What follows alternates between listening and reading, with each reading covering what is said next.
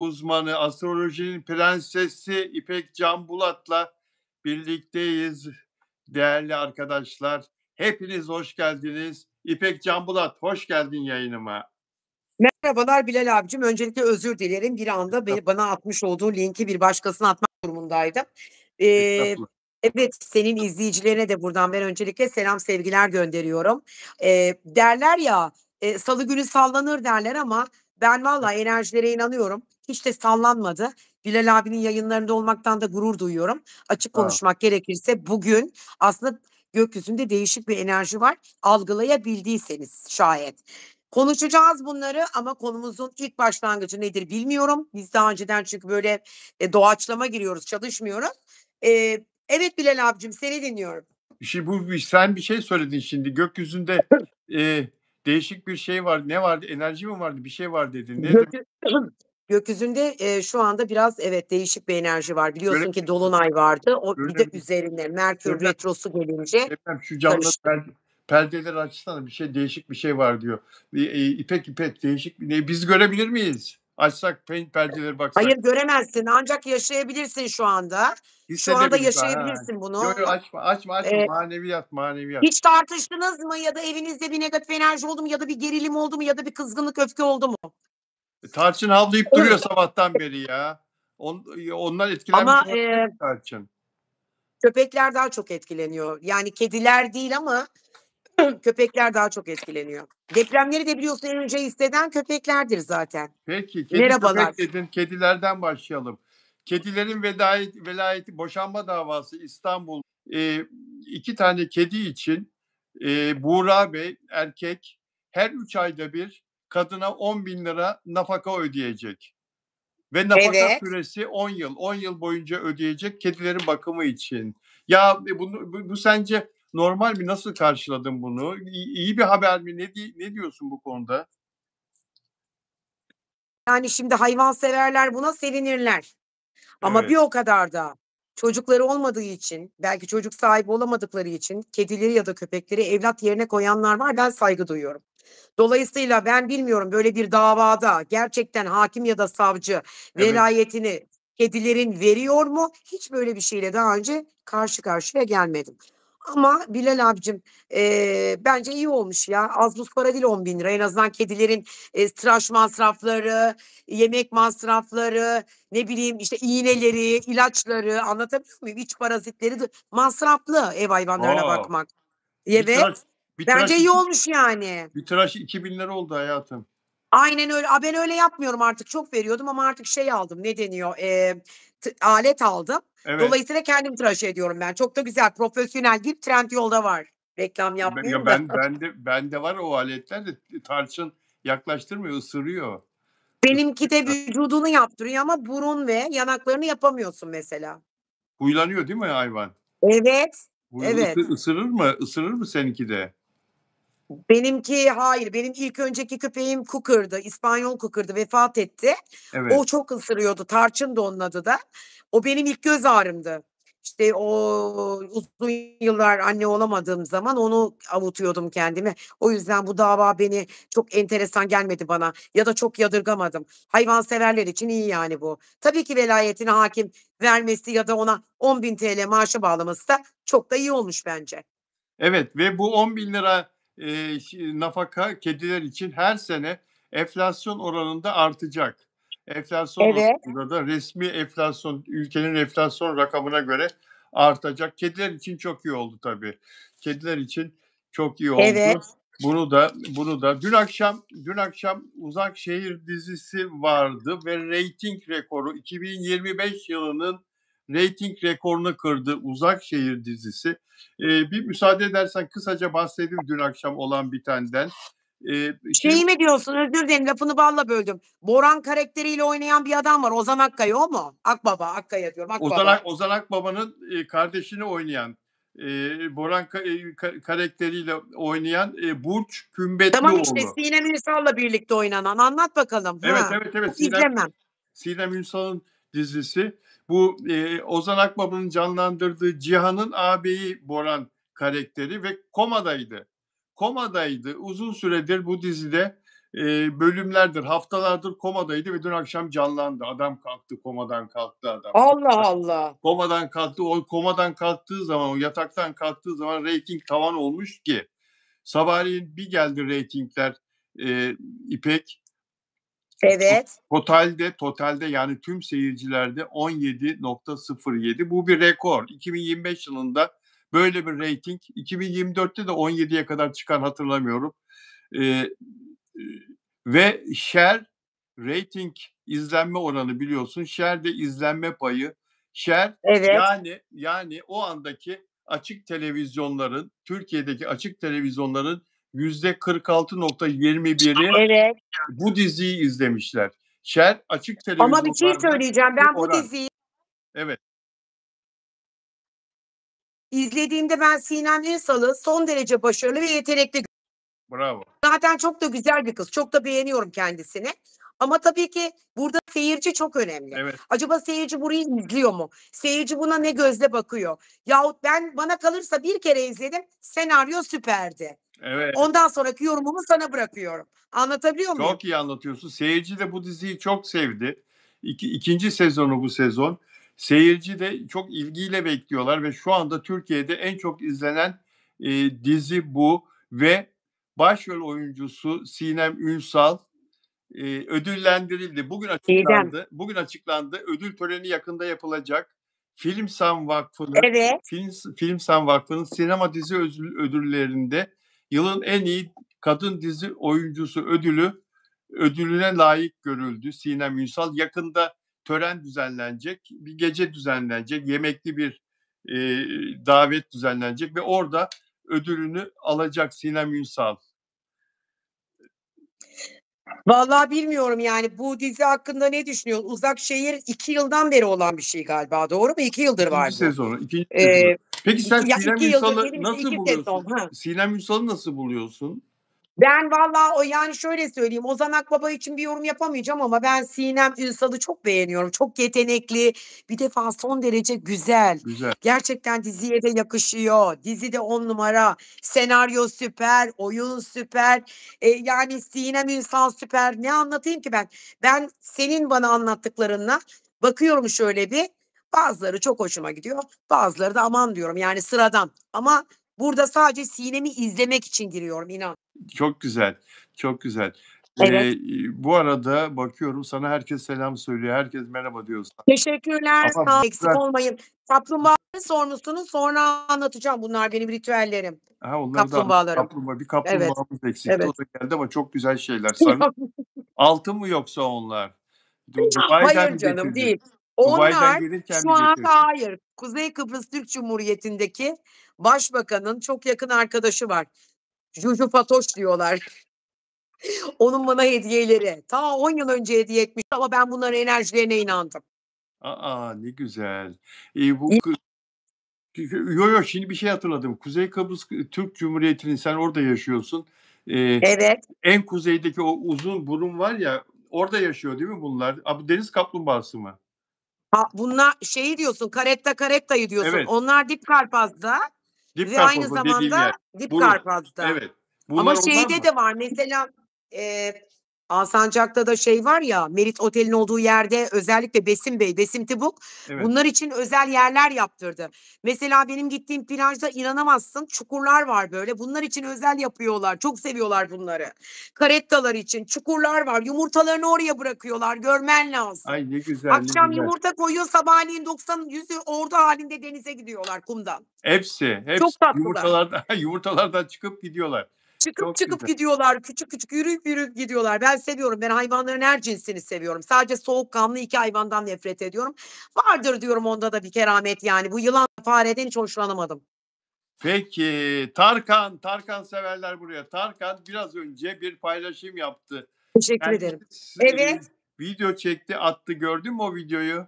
Ay, görmez miyim? Gördüm, evet. Yani, işte, İstanbul'da sanıyorum konserler başlıyor Evet, evet. yahut da, işte, öyle bir şeyler. Doğru mu? Evet, onun habercisi, onun müjdesini verdi. Gördüm, gördüm. O dişlerini de gördüm. Yani, bundan Dişi önceki porselenleri bence daha güzel, daha çekici, daha şık duruyordu ama şu andaki o dişlerini beğenmedim. Çok, Beğen böyle, bütün dişlerin, ağzın büyüğü olması biraz itici geldi bana açıkçası. Daha önce daha güzeldi Tarkan.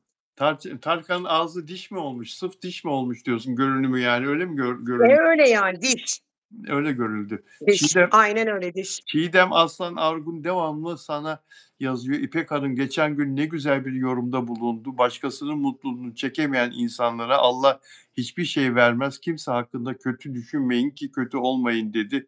Ne kadar güzel Afram. İpek öyledir. İpek Ben öyledir. İpek öncelikle çok teşekkür ediyorum sevgili Çiğdem. Sağ ol, var ol, eksik olma. Evet, her zamanki benim gerçekten evet. idolümdür. Eee, özellikle ve özellikle, çok büyük böyle bir, dostum vardı. Enerjiyle uğraşırdı. Onu zaten sembolize olarak, onu zaten karakteristik olarak karşıma aldım. Onu taklit ediyorum. O bana hep derdi, "Sana kötülük yapana bile sen iyilik yapacaksın." Hayat boyu böyle oldum, biliyor musun? Hep kötülük yapanlara iyilik yaptım. Belki de bilmiyorum, Allah tarafından ondan hep huzurlu, mutlu oldum ya da her istediğimi ve her dilediğimi Yaradan verdi. Çok güzel, çok şükür. Evet, Tarkan, ocağın ikinci yarısında başlayacak olan İstanbul'da gerçekleştireceği Volkswagen Arena'da, Maslak'ta gerçekleştireceği konserlerin müjdesini verdi ve çektiği Evet. videoda kendisiyle de dalga geçti filan. Ne kadar, barışık, kendiyle barışık bir insan. Hep böyle oluyor dedi. "İşte geliyorum. Ha, o" filan var ya onun böyle lafları. Sonra bu hâliyle de Var, var. Tarkan'ı dalga çok eski geçti. tanırım ben. Öyle evet.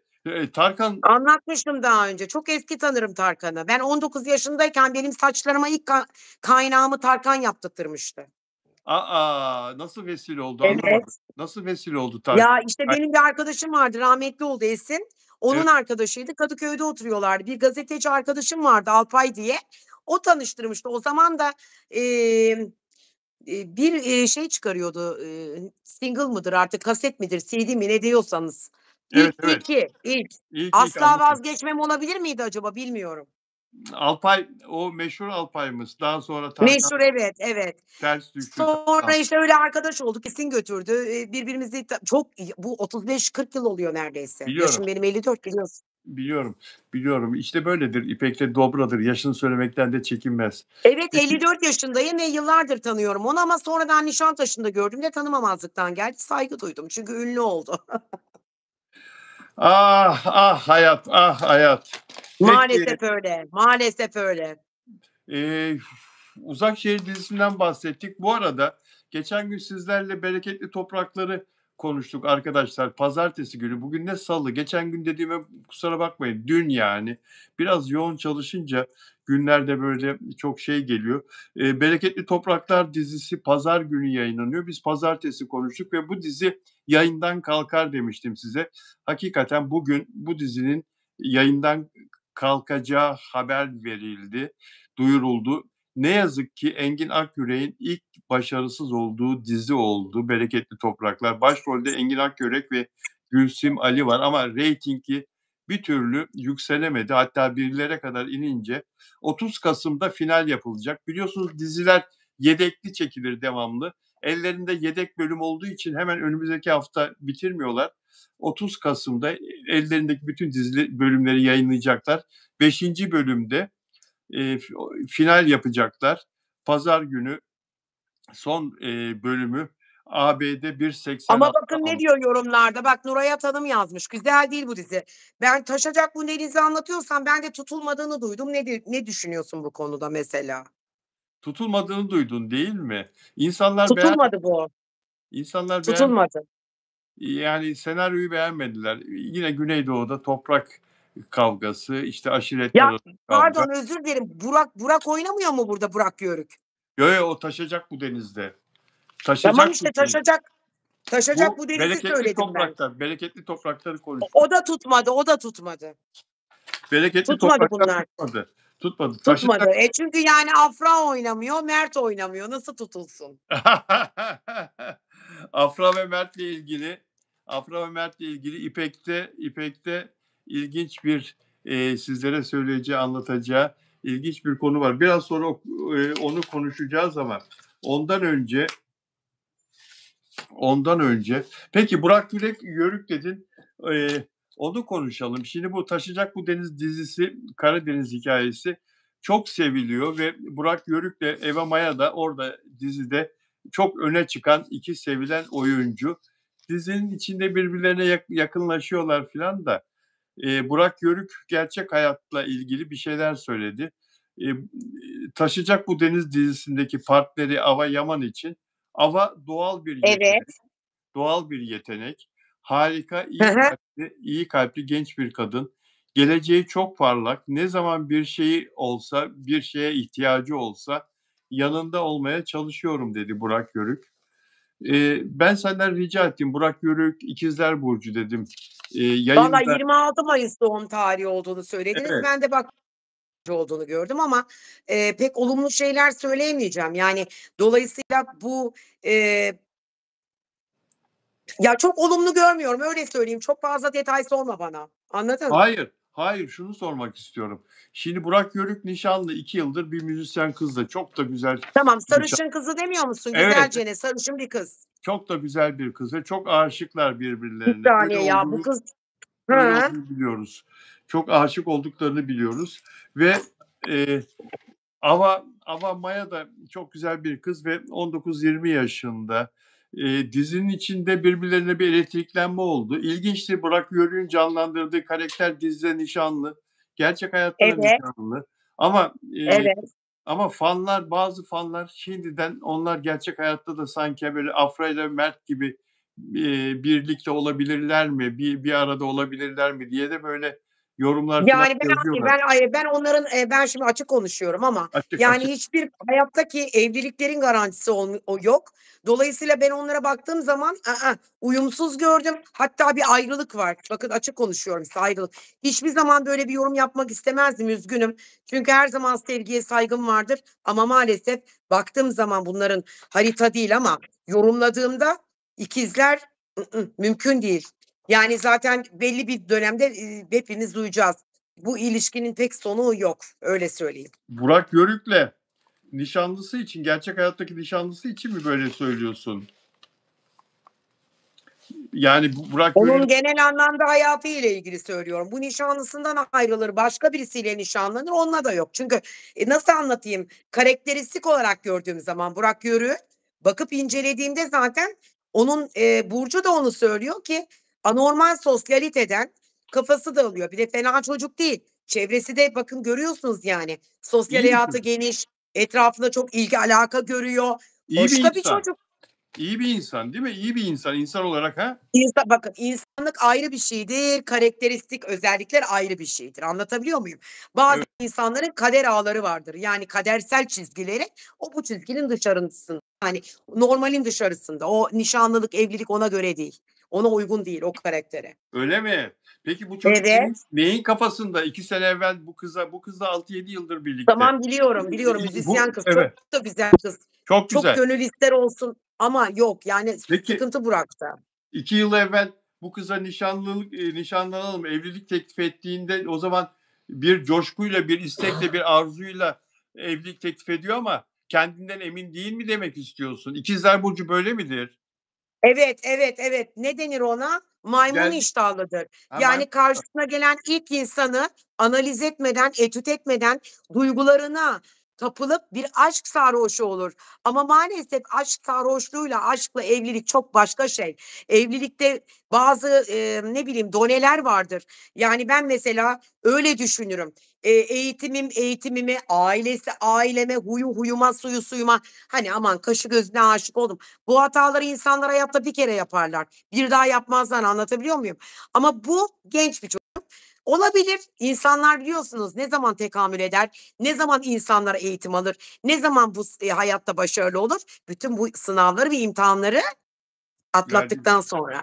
atlattıktan sonra. Yani Evet. Tuana Yılmaz hanımefendi nişanlısı, Burak Yörük'ün 2 yıllık nişanlısı öyle çok ümitlenmesin mi evlilik olur Burak Yörük'le diye? Yani olsa da bakın ne diyorum, short time olur. Çünkü ben yani 6. hissimde çok, ısrarlıyım ve yanılmam yani. Sevgiye hep saygım var ama çocuk o kızı üzüyor. Onu söyleyeyim size. Peki Burak Yörük'le Avamaya, gerçek hayatta birbirlerine Yakınlaşmasını evet, soruyorsan. yakınlaşırlar mı birbirlerine? Ama yani, onlar dizide Rollerini yapma çabasındalar. Anlatabiliyor muyum? Dizideki rolünü yapmak durumunda. O yüzden dolayı bir şey söyleyemiyorum. Ama evet, yakınlaşabilir. Bu da için bir aslında şeydir, olumsuzluktur. Nişanlı bir erkek öyle bir şey ben şahsen kabul etmezdim. Yani nişanlı bir erkek öyle bir şeye öyle bir şey. Hayır, yani ben nişanlıyım ve evliyim. Bana, işte, ne bileyim, yönetmenim dedi ki şu, işte, erkekle öpüşme sahnesini yapacaksın dedi. Bunu her erkek kabul edemez ki, sindiremez ki, mide ister yani. O yüzden dolayı ben kabul etmezdim böyle bir şey, trilyonlar verseler. O zaman Karakter meselesi. o zaman yani bunu yapan oyuncular var ama bunu yapan oyuncular var.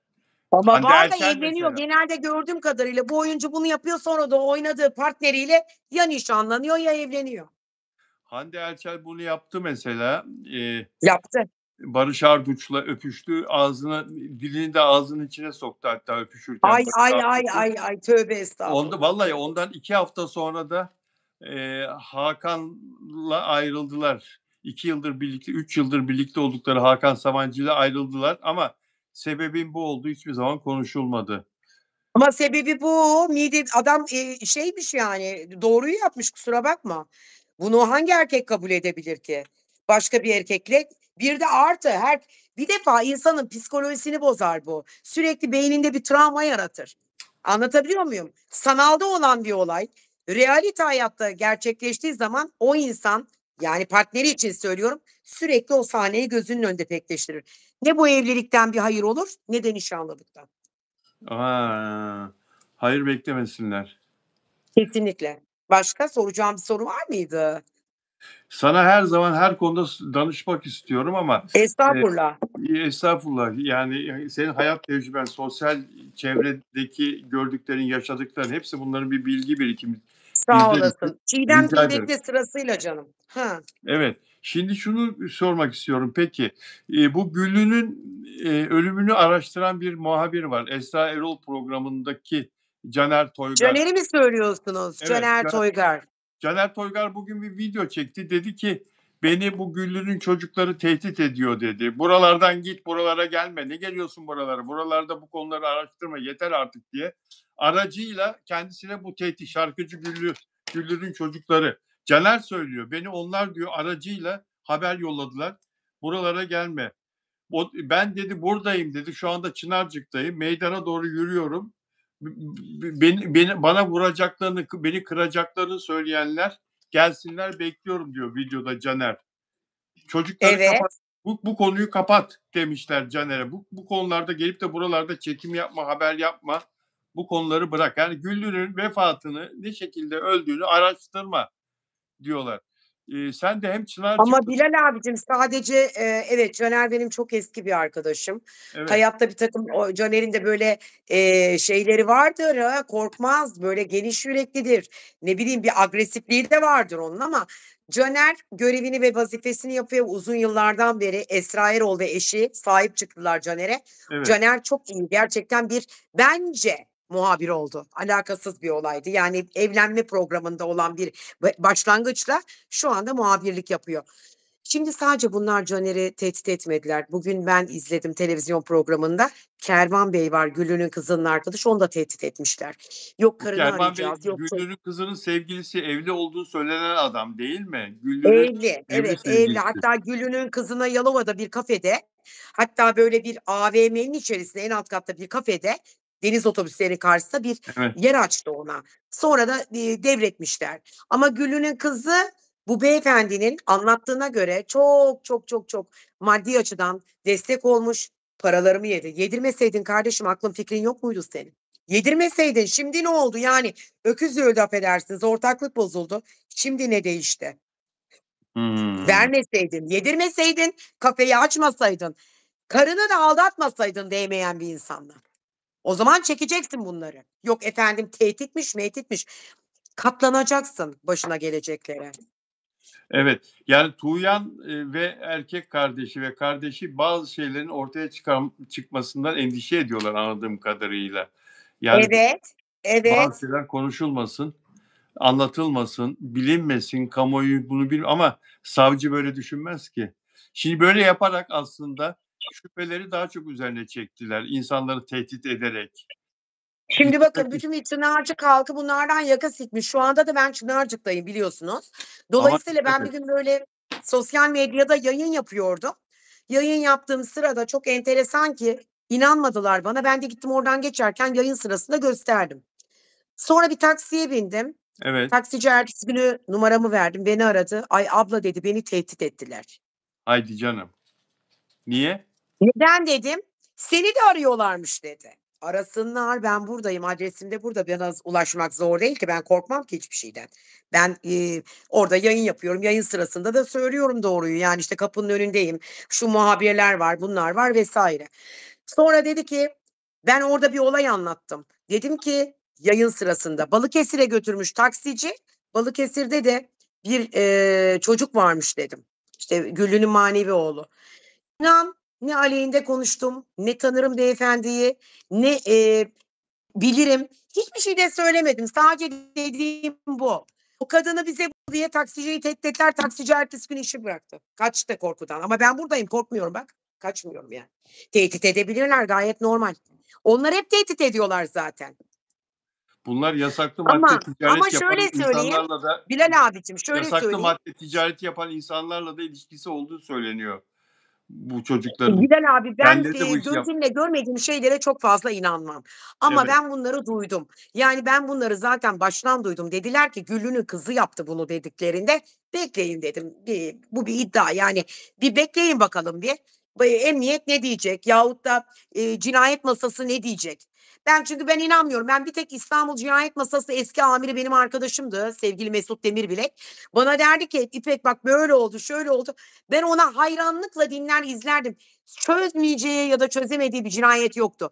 Ama burada eğer bu gerçekten iddia edildiği gibi cinayet ise çözülmeli diye düşünüyorum. Ama İstanbul Cinayet Masası'na gittiyse çoktan çözülürdü bu olay. Savcı bizzat kendisi ilgileniyor. Cumhuriyet Başsavcısı bayan bizzat kendisi ilgileniyor. Ya bakalım, Evet, bakalım, bakalım. evet.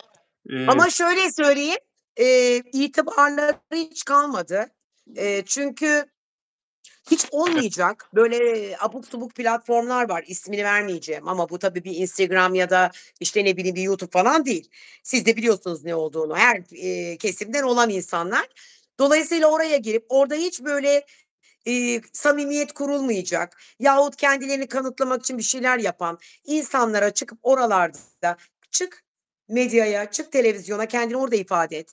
Öyle bir platformda neyi kime neyi ispat ediyorsunuz? Gerek var mı? Zaten insanların kafalarında deli sualler, sorular var. Bir sürü şaibeler var. İnsanları siz bu konuda aslında desteklemiş oluyorsunuz yaptığınız davranışla. Onun için Güllü'nün ölümü yakındır bak görürsün. Yani eli kulağında, eli kulağında. Çünkü çok değişik. Bu canlandı. Bütün kanallara çıkıyorlar artık tek tek. Bütün hepsi. Kervan Bey bütün tehdit edildi bugün Kervan Bey. Yani Caner tehdit edilse ne olur Bilal abi? Kervan Bey, Güllü'nün kızının sevgilisiydi. Güllü'nün kızı da Kervan Bey'i karşısına aldı demek ki. Yani Güllü'nün kızı Kervan Bey'i karşısına almakla aslında, eee, bazı şeylerin ortaya dökülmesini engellemek mi istiyor, ne istiyorsa.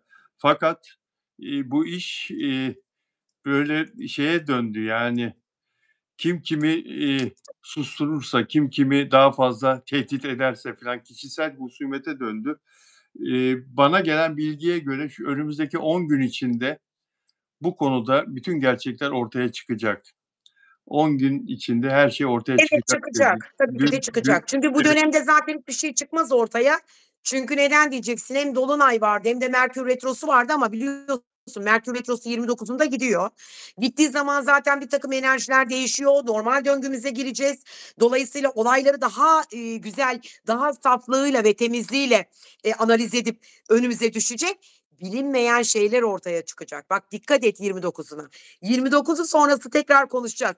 29 Kasım sonrası çok büyük bir değişiklikler olacak. Anladın mı? 29 Kasım sonrası Merkür insanların retrosu bitecek. Retro insan bitecek. insanların hayatlarında da olumlu değişiklikler olacak mı demek istiyorsun? Tabii ki olacak. Yani özellikle bakın şu anda bir kısır döngü var. Maddi açıdan sıkıntılarımız var. Kafamızda sorularımız var, borçlar var. Çoğu danışanım bana telefon açıp kredi kartı borçlarımı nasıl ödeyeceğim İpek Hanım diye arıyorlar beni. Herkes batmış durumda ekonomi anlamında. Bir çöküş var. O bir doğru. Yani piyasalar da kötü. Bu dövizlerin inmesi çıkması, bir kurlarda bir anormalite var.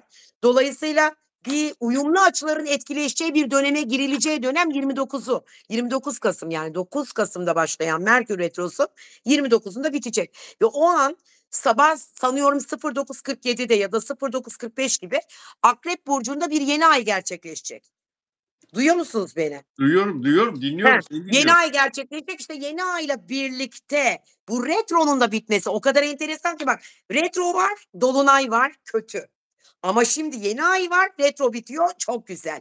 29'undan sonra tekrar konuşalım. Peki insanlar 29'una kadar yeni bir işe, yeni bir projeye, yeni bir, eee, yani yeni bir iş karar vermesinler mi? Beklesinler mi Ne işi, 29'unu? ne işi, ne işi? Yani, evlilik olmaz, iş olmaz, özel hayatınızda seçtiğiniz bir insan dahi olamaz bu dönemde. Çünkü bu retro çok etkiler bunu, sizi geriye götürür. Zaten retro o demektir. Ve aynı zamanda arkadaşlarınız arasında küskünlük, kırgınlıklar olabilir. Retronun bittiği gün yani 29 Kasım tarihi itibarıyla gerçek insanların yüzüyle yüzleşeceksiniz. Hayatınıza yön veremeyenler, hayatınızdan uzaklaştırmak istediğiniz, atmak istediğiniz, bakın yeni ay ne demek? Yenilik demek, yeni bir hayat demek. Alın bir kağıdı kalemi yazın. Neler yapmak istiyorsunuz o dönemde? Hayatınızdaki yenilikleri gösterir. Projelerinizi ve hedeflerinizi daha iyi uyarlamanızı sağlar. Adımlarınızı daha pozitif ve daha güzel bir şekilde gündeme getirmenizi öngörüttürür size. Ama en önemli konu şu ki işte retronun bittiği zaman ve aynı zamanda yine yeni ayın geldiği dönemde parasal anlamda yükseliş, kadersel çizgilerin hayatınıza yansıyacağı dönem. Tekrar söylüyorum. Hayatımdan bunu atmak istiyorum, atarsın. Sokmak istiyorum, sokarsın. O dönemde karar verin. Bu dönem sizin için riskli bir dönemdir. "Aşk yaşamak isteyenler yaşamasın, başlamasın." diyor. Evet. İpek Canbulat. Ya Bekleyin diyor, aşka da bekleyin, pek inancım sabredin. kalmadı. İnanıyor musun aşka? Hiç inancım yok benim aşka. Öyle mi? İpek Yok, Canbulat ben inanmıyorum. İpek Canbulat, "Aşk yaşamak isteyenler beklesinler." diyor. Bu arada benim özel abonelerim burada mı? Yusuf Dündar İstanbul'dan, aranızda mı arkadaşlar? Yusuf Dündar ve, Samiye Yüksel Hanım burada mı? Özel abonem Samiye Hanım. Samiye Hanım'ı da göremedim. Dilek Şenyurt burada mı? Frankfurt'tan özel abonem Dilek Şenyurt, Almanya'dan. Her gün gelirdi Dilek. Peki, Arjantin'den Nelida Manzano birazdan gelir. İsmini anınca Nelida geliyor. Arjantin'den Nelida Manzano burada mı arkadaşlar? Ve Delfina Di Masio Şili'den, Güney Amerika, Şili. O da yok. Bayağı var takipçilerim. Bak sen nerelerden nerelerden. Ya 71 Amerika'dan var mı? olmaz Amerika'dan mı? var mı Olmaz mı? Gerçekten mi? 71 ülkeden var tabii. 71 Ay, çok ülkeden var. enteresan. Evet, Andorra'dan bile var. Avrupa'nın göbeğinde küçücük minicik bir ülke Andorra. Kimse Ay, bayılırım ben oraya. Kayak yapmaya giderdim. İspanya, Andorra. Bravo sana be. Bravo, oradan bile var. Gümrük A yok orada. Parfümler yarı fiyat. Bilmez miyim? Biliyorum, biliyorum. Ben Kıbrıs'ta yıllar önce ucuz. oraya giderdim. Çok giderdim Andorra'ya. En sevdiğim yer. Valiz valiz aman Allah'ım parfümler. Yok Evet, işte ne kozmetikler çok ucuz uygun. Karı da çok güzeldir. Çok da güzel tepede kayak yapılır. En sevdiğim yer İspanya'da ne Barcelona'ya ne giderim ne de Madrid'e. Direkt Andorra. Andorra. Gittin mi? Fransa-İspanya sınırında dağlık minicik bir ülke. Evet, Ama çok güzel. evet, Çok güzel o da Andorra. yazıyor. Her gün oradan bir arkadaş yazıyor bana. Hola diye başlıyor Ah be yazmaya. Bilal abi, eskiden ne gezerdim ya. Avrupa, orası, burası çok gezerdim. Yani inanamazsın. Pasaportlarım yırttım yırttım attım. Yani sayfa kalmamıştı öyle söyleyeyim. Evet. Avrupa'yı bitirdim ama en sevdiğim yer Andorra. Böyle var ya yarama tuz bastın resmen. Ah canım 3 benim. gündür onu düşünüyordum biliyor musun? Andorra'yı Öyle mi? çok özledim. Ya canım benim. Nerida biraz önce gelmiş gitmiş arkadaşlar söylüyor. Biz sohbete dalınca tabii bakamadık mesajlara. Arjantin'den Nerida biraz önce buradaymış. Eee, Altın ne olur demiş sormuş. ne Bak diye? İzleyici sormuş Altın. Altın hiçbir zaman, size maddi açıdan bir şey kaybettirmez. Tam tersi kazandırır. Bakın ben geçen sene mesela bir şey almıştım. Bu sene o aldığım şey 2 katı oldu. Altın her zaman kârlıdır ama döviz çok yavaş ilerler. Döviz öyle. Anladınız mı? Çok uzun vadede ilerler ama altın öyle değil. Her zaman kârlıdır. Onun için altın alın. Yatırım yapmak isteyenler altın alsın. Evet, Nurhayat kim yazıyor? Söyler misin bana o, kötü yazan kim? Bir Kim tane ne yazıyor? bilmiyorum, bir tanesi bir şeyler yazmış. Tamam. O Ara zaman ara sıra öyle, arada nifak sokanlar olabiliyor. Peki ay, benim arkadaşlar, canım arkadaşlarım beni mi izliyorlarmış? Ay, buradan selam göndereyim gerçekten. Gerçekten. Canım Orhan, İslam kırgınsın, küskünsün İslam bana. Kıbrıs'tan arkadaşlarım. öyle mi? Diğeri de Gül. Buradan öpüyorum ikinizi de. Sağ ol, var ol, eksik olmayın. Teşekkür ederim. Dinliyorum Bilal abicim, söyle. Nelide Manzano şimdi yazıyor yine. Sayın Bilal ve Prenses İpek'e, Tambiyen kalbim ve Ay, prenses sevgilerimle tacım da yok ama dur bakayım. He. selamlarımı sunuyorum. Mert ve Afra'yı Teşekkür ederim. sevdiğiniz için. Sağ olasın, eksik olma. Sağ ol, Nelide var ol. Manzano sana teşekkür ediyor. Mert ve Afra'yı sevdiğin için ve Thank you so konuşmamızı much. çok beğendiğini. Konuşmamızı çok beğendiğini söylüyor. Hola Nelida, hola hola. Nelida buradaydı. Selvin işi sağlam, Nurhayat Aykoçlar, Melahat Veliyeva, arkadaşlar Ayşe Gökbek. Bilal abicim, gerçekten bir dahaki yayında moderatör. Neden diyeceksin? Abuk subuk yazılar var altta. Çok Evet, evet. ciddiye almıyorum ama bunları yayın sonrasında gördüğünde de silebilirsin, öyle söyleyeyim. Tabii, tabii. Moderatör olmak isteyen, benim Ben düşündüğüm buldum sana arkadaşlar moderatör, merak etme, bizim camiadan yine TV Pervin hani yönetici dünyasından, tamam. olacak. Moderatör var, merak etme. Öyle yani. Peki, arkadaşlar şimdi şeyi konuşalım. Bu Almanya'dan Türkiye'ye tatile gelen 4 kişilik aile maalesef hayatlarını kaybettiler. Onu sorma. Önce gıda zehirlenmesi dedi. Bu insanların vefat etme sebebi olarak sonra otelde, haşere ilacı ilaçlaması nedeniyle zehirlendikleri çok büyük bir, eee, şüphe topladı.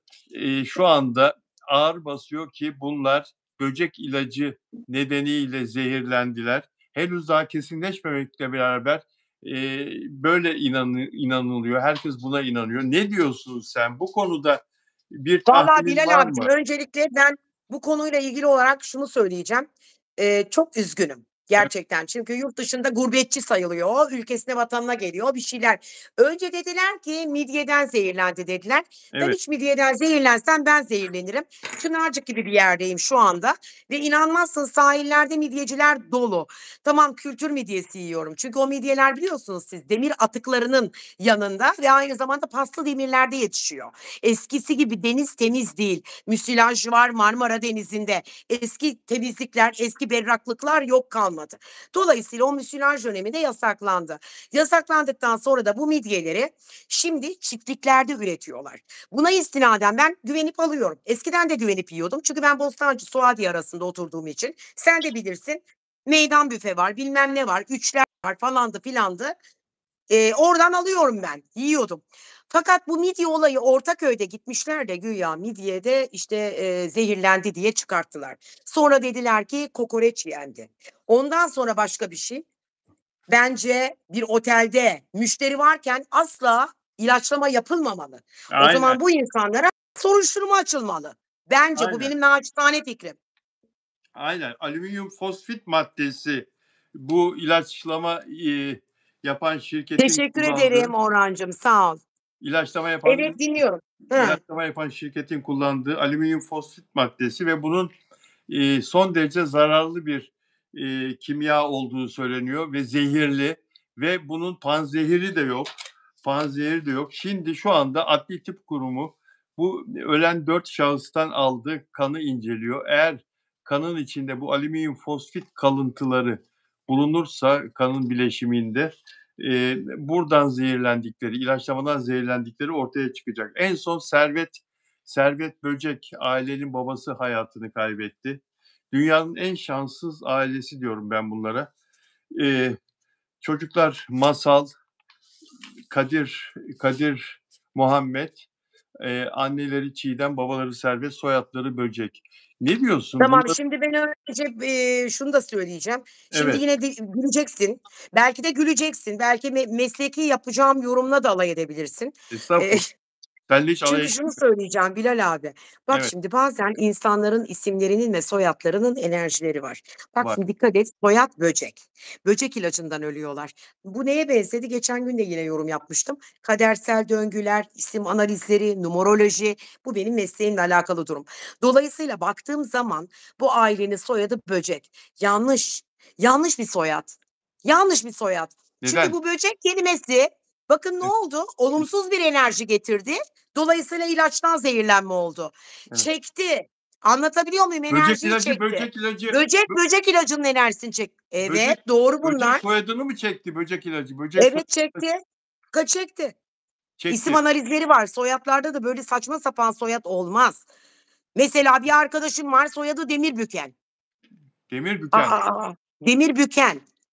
Çok mu kuvvetli? Bükebilir mi? Dedesi miydi bu soyadını alan acaba? Kuvvetli miydi? Nedir? Evet, Demirbüken. Yine kötü enerji oldu. Trafik kazasında öldü.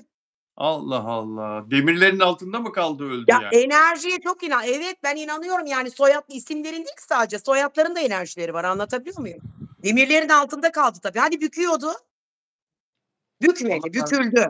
Ya, şimdi bu böcek ailesi, bu soyadının olumsuz enerjisinden mi etkilendi de böcek ilacından Yani, bana dolayı sorarsan ben enerji olarak baktığım zaman bu aile niye 4'ü birden toplu yok oldu? Neden 3'ü birden olmadı da biri yaşamıyor? Minimum bir tanesi bir yaşasın yani. Çünkü soyad enerjisi bu enerjiyi çekti. Bana kalırsa. o Ben zaman geçenlerde sizinle yaptım. Bir o yayında da bunu konuşmuştum. Ne dedim? Belki inanmazsınız ama bazı isimlerin enerjileri vardır. Anlatabiliyor muyum?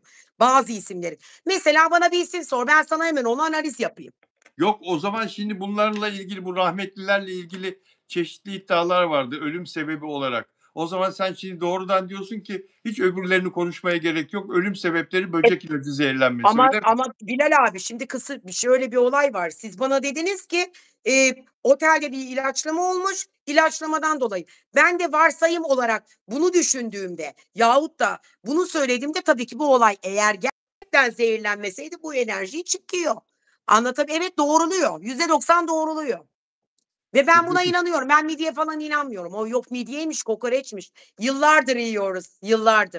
böcek ila Sahillerde yaşıyoruz. böcek ilacı zehirlenmesi diyorsun. Ya, zehirlenseydim ben zehirlenirdim. Sürekli yediğim şey midye, kokoreç, sakatat. Evet. İsimlerle birlikte o zaman insanların kaderi de, isimlerle Ben beraber her zaman söylüyorum, paralel. mesela hamileler arardı beni eskiden televizyonda program yaparken.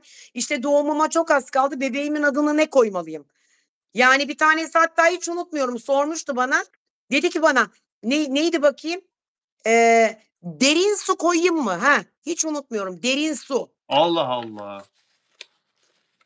Enteresan, derin su Bir koyayım mı, ne demek? tanesi Ayşe Naz koydu mesela. Ayşe, hep bak bunlar şaka değil. Tanıdığım bütün Ayşe'ler hep çocuklarıyla ilgili sıkıntı yaşadılar. Bazıları da çocuk vefatlarıyla çocuklarını kaybettiler. Fatma, Ayşe bunlar hep çocuk kaybı olan. Mesela kendi ismimi İpek. İpek nasıl bir kumaş? Eline alırsın buruşur Evet, ama sonra ne olur? düzelir. Açtığın zaman eski hâlini alır. Ütüye Doğru. gerek var mı? Yok. Yok. Ne demek bu? Benim ruhum da öyle. Ben gerçekten çok naif, çok hassas, ince, kaliteli bir kumaş ama ne Evet, olur sinirlendirirsen böyle olurum ama sonradan bir anda gevşer, eski hâlimi kendime alırım. Yani ikinci olmadığımı gösterir bu da. Anladın? anladım. Şimdi peki, ilginç bir şey söyledin. Çok enteresan bir Teşekkür şey ederim söyledin. Sezen. Ya, dinliyorum. Peki, şimdi bu bazı Afra fanları var ve çok sayıda Afra fanı sosyal medyada Kenan İmirzalıoğlu'nu acayip şekilde, rahatsız edecek paylaşımlar yapıyorlar. Afra Saraçoğlu'nun yanına Kenan İmirzalıoğlu'nun olmadığını ileri sürerek, bu çok tartışıldı tabii, yaş farkı filan falan da. Şimdi bunlar onu aştılar. Kenan İmirzalıoğlu'nun eski bazı olumsuz haberlerini sosyal medyada paylaşıyorlar. Kenan İmirzalıoğlu bundan 10 sene kadar önce yasaklı maddeyle yakalanmıştı, yargılanmıştı filan falan. O günler geride kaldı tabii.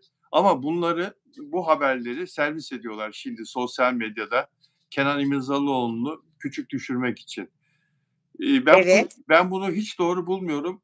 Hiç doğru değil. Bu sizin sevdiğinizi söylediğiniz Afra Saraçoğlu'na da zarar verir. Çünkü onun oynayacağı oyuncu. İmzalar atılmış, çekimler başlamış. Destekleyeceğiniz yerde bu şekilde çirkinlikle eleştirmeniz hiç doğru değil. Afra Saraçoğlu fanları diyorum ben. Sen ne düşünüyorsun? Geçmiş gitmiş, geçmişte kalmış. Yasaklı madde, evlenmiş, barklanmış, 2 tane dünya güzeli çocuğu var Hiçbir zaman adamın. bir insan geçmişiyle yargılanmaz. Çünkü Evet, hayatta her şey insanlar içindir. Dolayısıyla geçmişte yaşadığı olumsuz yahut da yanlışı bugün yargılamak bizim hakkımızda, haddimize değil. Dolayısıyla o insan o hatayı yapmış olabilir yahut hayatında birtakım değişiklikler yapıp artık o hatayla anılmak istemeyebilir.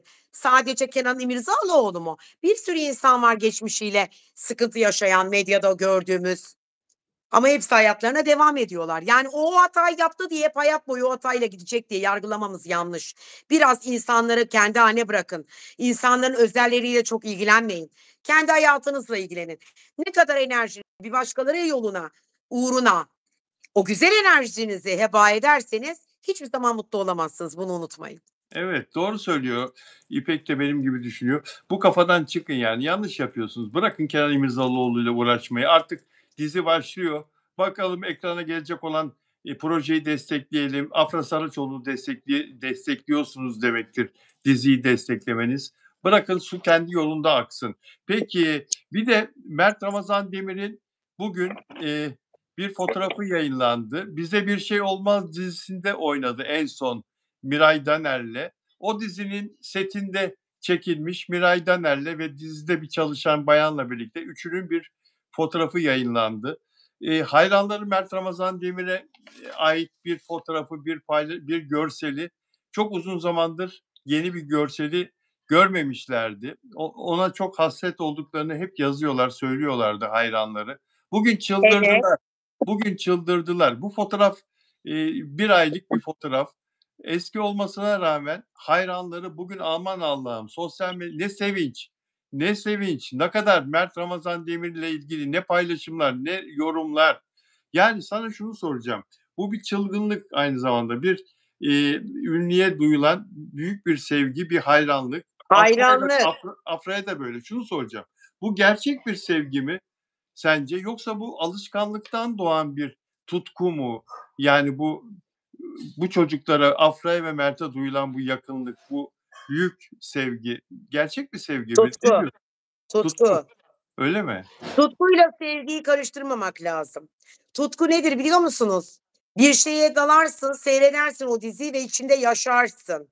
Ama Evet. yaşadığını dizi bittiğinde, o insanlar gözünün önünden gittiğinde zaten sendeki o duygu da biter. Tutku zamanlık ve anlıktır.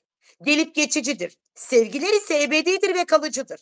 Bu diziler 50 yıl sürmeyeceğine göre sizdeki de bu tutkudur. Ama Afra'yı ve Mert'i hâlâ seviyorlar. Dizi bitti ama yeni Ama şu anda projelere seviyorlar destekliyorlar. zaten. Tutkuyla birlikte seviyorlar. Sevmiyorlar demedim. Ama Afra ile Mert başka bir şey Bilal abi. Yani, onlar ben bu kadar diziye bakıyorum da bu kadar başarılı, bu kadar birbirine yakışan gerçekten ya bu dizi hiç bitmesin. Bu sevgi hiç bitmesin. Onlara Peki, Afra ve Mert'le ilgili baktığın zaman, yani, bana hep en çok Şu sorulan. hafta bak bir şey söyleyeceğim. Geçen hafta yorum yaptım ama bu hafta bana kalırsa Mert'in burcu Kova, Afra'nın Yay. Kova hava, Yay ateş, birbirini yine tolere edecekler. Ama yine Afra bu aralar biraz daha duygusal, biraz daha naif, biraz daha Mert'le birlikte, birtakım sıkıntılar var. Söylenilmeyen, anlatılmayan, çok fazla bunları dile getirmek istemiyorum. Çünkü burada antiler de olduğu için olumsuz enerji yayıp bunların ilişkilerini de berbat edebilirler. O yüzden dolayı da hep böyle, hep mutlu kalsınlar, hep de birbirleriyle olsunlar diye dua ediyorum ya. Yani onlar hiç ayrılmasınlar. Birbirlerini her zamanki gibi çok seviyorlar ve çok da yakışıyorlar. Ben de onları her zaman birbirlerine yakıştırıyorum. Bence ayrılmayacaklar. Çok daha hedefleri de olacak. Bak göreceksin bunlar çok önemli yerlere gelecekler. Çok. Kısadır. Yani 2026'nın nisanı itibarıyla hayatlarında çok büyük değişiklikler olacak bunların. Öyle mi? Tabii ki. 2026'nın nisanında evlenecekler mi yoksa ya? Dur bakalım ya. Ya evlenmesinler. Evlenirlerse dizi de izlenilmez. Halk o zaman bunlardan uzaklaşır. Bunların özelini izlemek. Bütün basın da bunların 24 saat başında olmayacak. İnsanlar ve bizler de takipçileri olarak merak edeceğiz. Bütün Evet. basın 24 saat bunları veremeyecek. Zaman bitecek. Bitmesin. Rol aldıkları Evet, diziler evet, izlenmez aynen diyorsun. öyle, aynen. Bu dizi Bakıyorum. seyredilir, bunların dizileri de seyredilir. Bundan sonraki projelerinde neler olur bilemem, kaç sene sürer bilemem ama bunların yapımcıları zaten bunların özel ilişkileri, noktalıyor. Diyor ki söylemeyin, görülmeyin, basına yakalanmayın, dizi seyredilmez, izlenir. Sizin özel hayatınız var. Dolayısıyla bu özel hayatınızı çok fazla deşifre ederseniz dizi ayvayı yer. O da buna uymak zorunda, bu kurallara. Oynadıkları diziler ayvayı yer, beğenilmez, seyredilmez çünkü özel hayatlarındaki aşkları seyredilir. Çok doğru söylüyorsun. Yapımcılar da bundan korkuyorlar zaten ama Bütün yapımcılar bundan korkar. hayranları da istiyor ki onları mutlu görmek. Birbirlerinin yanağından öperken, birbirlerine sarılırken, saçını koklarken Afra'nın saçlarını Mert koklasın. Evet, bak mesela şunu söylemek istiyorum. Evet. Pınar Altuğ ile Yağmur Atacan'ı 2 gündür kafamdaydı hep. Diyorum ki ya bunları evlendiler. Aynı dizide mi oynadılar? Hiç ben biliyorsun dizi kültürüm hiç yoktur benim. Sen söylüyorsun da gelip izliyorum. Merak ediyorum. Ama bu Afra ile Mert'i de gerçekten çok yakından takip ettiğim için ama şöyle söyleyeyim. Bunlar hangi dizide evlendiler inan bilmiyorum. Ne kadar mutlu çiftler gördün. Peki dizilerde görüyor musun? Görmüyorsun. Evet. Anladın? Özel hayat Anladım. olduğu zaman mutlaka, iş hayatı bir noktada azalır. Sevgili İpek, çok teşekkür ediyorum. Yayınıma renk kattın. Ay, İyi ki bitirdin mi varsın. yayınını? İyi ki varsın. Bitirdik. Yaklaşık bir Teşekkür saat ederim. oldu. Siz de öyle aynı şekilde Bir Bilal saat abicim. oldu. Evet, Söylediklerim de bildiğiniz gibi salı ve cuma günü Bilal abiyle birlikte evet. programdayız. Hem magazin hem astroloji. Dediğim gibi ben tabii ki burada, sadece ve sadece magazinsel astroloji yapıyorum ama tabii ki bana ulaşmak zor değil. Bilal abi zaten hikâyesinde paylaşmış. Sormak istediklerinizi de sorabilirsiniz. Her türlü size destek veririm, yardımcı olurum. Hepinizi çok öpüyorum. Güzel günler diliyorum. Her şey gönlünüzce olsun. Sağ ol, sevgiler. Sevgiler. Size de. Değerli izleyenler çok teşekkür ederiz. İpek Hanım'la güzel bir yayın gerçekleştirdik. İnşallah yarın yine huzurlarınızda olacağım. Görüşmek üzere. Hoşça kalın.